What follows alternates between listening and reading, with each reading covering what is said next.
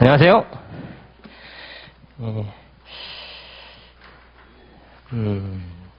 이제 한 달, 지금 5월달, 5월달, 거의 6월달 한 달 정도 남은 거죠. 그래서 요 자료도 사실 고민을 했는데, 기존에 있는 자료를 할까, 아니면 이렇게 할까 고민을 했는데, 그래서 제 생각은 이래요. 기존에 봐오듯이 지금 5회 분이잖아요. 5회 분이기 때문에 봐오시던 거를 보시고 자기가 눈에 익은 거를 보시면서 이거는 최근 판례 위주로다가 해놓은 거거든요. 그래서 최근 판례를 이 수업 시간에 정리한다는 기분으로 가져가시면 되겠어요. 이 수업 시간에 그러니까 이 판례를 미리 뭐 시간 되시면 보셔도 상관없는데 수업 시간에 다 천천히 나갈 거니까 그리고 설명도 부가적으로 좀 더 드리려고 노력을 할 거고 그래서 이 수업 시간에 다 하고선 가시면 되겠어요. 문제는 미리 가서 한번 풀어오고 그 수업 시간에도 충실히 할 거예요. 문제를 천천히 나갈 거니까 그러면 충분히 최근 판례 하면서 문제 감도 익히고 최근 법원행 주간 시험 문제들 어떤 식으로 나왔는지도 익히고 그러니까 이것만 하지 마시고 제 말은 기존에 봐 오시던 거를 같이 병행하라는 얘기예요. 집에서 진도에 맞추면 되잖아요. 오늘 하고 내일 하면은 채권, 총론, 강론 파트가 나갈 수 있잖아요. 그러니까 하루에 지금 정도 공부량이 돼 있으면 뭐 충분히 가능할 거라고 생각해요. 봐오던 걸 보시면서. 그리고 이거는 여기서 소화시키면 된다고 해요. 다 규진을 봐왔던 건데 조금 최근 판례들도 상당히 업그레이드 시켜놨어요. 그래서 최근 판례로서 위주로 할 거니까 그렇게 하시면 되겠어요. 그리고 거기 강의 계획표도 있듯이 오늘 법원행시 문제를 그러니까 최신 거 3개 분량을 한다는 거예요. 법원행시가 근데 40문제란 말이에요. 40문제니까 오늘은 세 타임을 진도를 나가고 그러니까 총론 3개 전까지 나가지 않을까 싶어요. 하다 보면 그러면 내일은 2타임을 진도를 나가고 한 타임은 문제를 같이 풀 거라는 거예요. 그래서 그런 식으로 할 테니까 그래서 내일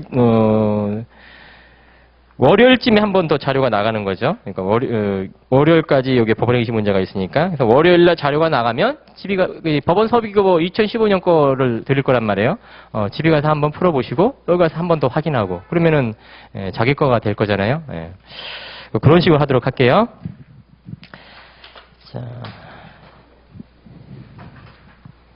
자, 진도는 채권 총론 앞 페이지부터 하도록 할게요. 자, 1페이지부터.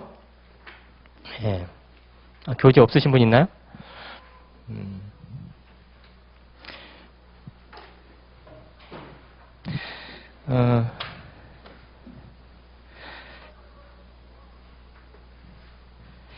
자, 1페이지부터 하도록 할게요. 자, 판시상을 보죠, 먼저. 기존 채무 지급을 위하여 교부된 어음사항 권리가 시효 완성으로 소멸한 경우 채무자가 기존 채무 이행과 관련하여 어음상환의 동시항변권을 행사할 수 있는지 소극이라고 돼 있죠. 뭐 요즘 문제 보면은 판례 사안을 그대로 판결 요지로 그대로 끄집어넣죠. 밑에 요지 부분으로 가볼게요. 밑줄 친 거 위주로. 자. 채무, 이런 것도 생각해 보셔야죠. 어음 채권하고 원인 채권하고 관계. 어음 채권을 행사하면 원인 채권도 행사한 걸로 봐서 어음 채권의 시효 중단, 원인 채권의 시효 중단. 또 원인 채권을 행사했다 그래서 어음 채권이 반대로 시효 중단할 효과는 없죠. 그것도 기본적으로 생각해 보시고. 그리고 원인 채무를 이해한 거에 관해서 어음 반환과 동시항변권을 주장할 수 있죠. 이 이유가 뭐라는 거예요? 판결 요지 2번에서도 있듯이 이행상 결령관계 때문에 인정해 주는 것이 아니고 이중지급위원 때문에 인정해 주는 거라는 거죠. 따라서 어음 채권이 시효가 이미 소멸해서 그 효력이 없는 채권이라면 이중지급위원 문제가 없기 때문에 동시항변권을 굳이 인정해 줄 필요가 없다라는 취지인 거예요. 자, 그래서 이게 이중지급 위험 때문에 동시항변권이 이중지급 위험 때문에 인정해 주는 것이지 이행상 결령관계 때문에 인정해 주는 것이 아니란 말이에요. 근데 동시항변권은 보통 이행상 결령관계가 있어야 된다고 말하죠. 그래서 원칙 그래요. 그렇지만 이 어음과 관련해서는 이중지급 위험 때문에 인정해 주는 것이어서 자 동시항변권이 있으면 그 자체로서 뭐예요? 존재 효과로서 이행지체의 저지효가 있단 말이에요. 자 그게 일반적인데 매매와 대표적인 거죠. 매매 같은 게 대표적이죠. 소유권 이전 의무와 목적물 이전 의무와 매매 잔대금 지급 의무, 아니면 매매 대금 지급 의무로서. 자, 그것은 이행상 결령관계이기 때문에, 어느 일방이 동시항변을 가지고 있으면 그 자체로서 지체, 저지 효과를, 상대방의 지체를 저지시킬 수 있는 자신의 의무죠. 저지시키는 효과가 있다고요. 근데 지금 뭐를 말하려고 하냐? 이 어음과 관련해서는 그런 효과는 없다라는 거예요. 동시항변권이 있어도. 왜? 이행상 결령관계 때문에 인정해지는 것이 아니어서. 딱 어떤 효과가 그래서 있냐? 원인 채무 이행길이 도가했어요. 원인 채무 이행길이 도가했을 때, 동시항변권이 있다는 사실으로 지체에 빠지는 것을 막을 수는 없어요. 그러니까 지체에 빠지지 않기 위해서는 어떻게? 이행길이 도가하면 이행을 해야 돼요. 이행하지 않으면 동시항변권이 있다는 그 사실만으로 지체에 빠지는 것을 막을 수 없다고요. 이게 그 차이점이라는 거예요. 그 정도는 알고 계셔야 돼요. 또 어음과 관련해서 얘기가 나왔으니까 말씀드리면 어음 채권을 행사하면 원인 채권에 시효 중단 효과가 있다 그랬죠? 이때 어음은 완전한 어음을 전제로 하는 거예요. 완전한 어음. 따라서 백지어음 같은 경우, 백지어음 같은 경우는 어음을 행사해도 원인 채권의 시효 중단가가 없어요. 보증권을 행사하지 않느나, 완전한 어음을 만들지 않느나. 단 예외가 하나 있죠. 만기가 기재된 백지어음은 비록 불완전한 어음으로서 보증권을 행사하지 않더라도 그 만기가 기재된 백지어음은 행사하면 원인 채권의 시효 중단가가 있어요. 이것도 같이 여기서 참고적으로 해두시면 되겠어요. 자, 넘어갈게요.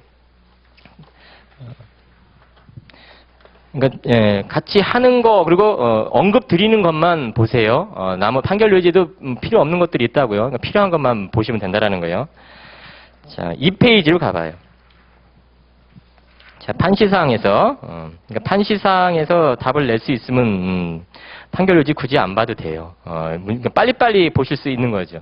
판시사항 취지가 임대차 계약을 체결하면서 임대차 보증금을 전세금으로 하는 전세권 설정들을 격리한 경우 임대차 보증금 반환 의무와 전세권 설정 등의 말소 의무가 동시행하겠니? 그렇다라는 거죠. 자, 전세권은 물권을 말하는 거죠. 전세권은 전세금 반환 의무와 목적물 인도 그리고 전세권 등기 말소. 지금 전세금 반환 의무와 목적물 인도, 전세권 등기 말소. 이게 동시행관계라는 거예요.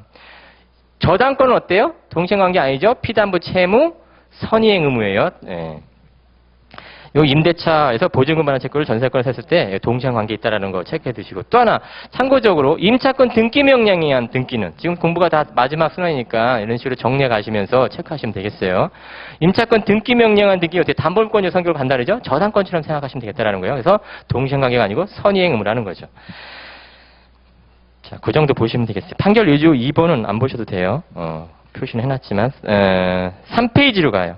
3페이지 판시사항을 보시면 종전 임차인이 임대인으로부터 새로 목적물을 임차한 사람에게 그 목적물을 임대인의 동의 아래 직접 넘긴 경우 임대인이 동시항변권이 인정되는지 X라는 거죠. 따라서 이거를 그림으로 형태를 보면 갑이 임대인, 을이 임차인. 원래 두 사람만 놓고 본다면 임대차가 종료하면 임대인의 보증금 반환 의무와 임차인의 목적물 인도 의무가 동시행관계죠.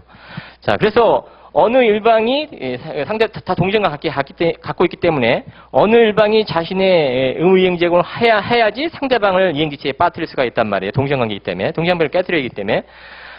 자, 그래서 을이 갑한테 자신의 목적물을 인도했다면 을이 갑한테 보증금을 청구하면 이행해야 되는 거죠. 안 하면 지체에 빠지는 거죠.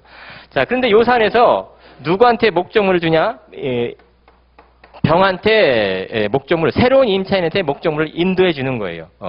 누구? 여자의 동의하래. 그러니까 원래는 어떻게 갔어야 되는 거예요?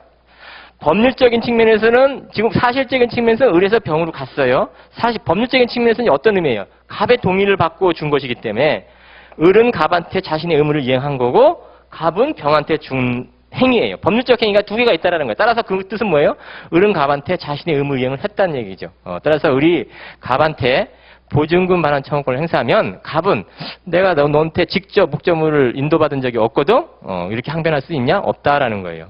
자, 근데 여기서 사실은 이런 문제가 불거지는 것이 아니고, 자, 여기 하나 더, 압류 전부 명령권자가 있는 경우에요. 자, 을이 갑의 동의 아래 병한테 목적물을 줬어요. 정이 갑한테 전부금 청구를 하면, 그죠? 의리값에 대한 보증금을 전부 받은 자가 전부금 청구를 하면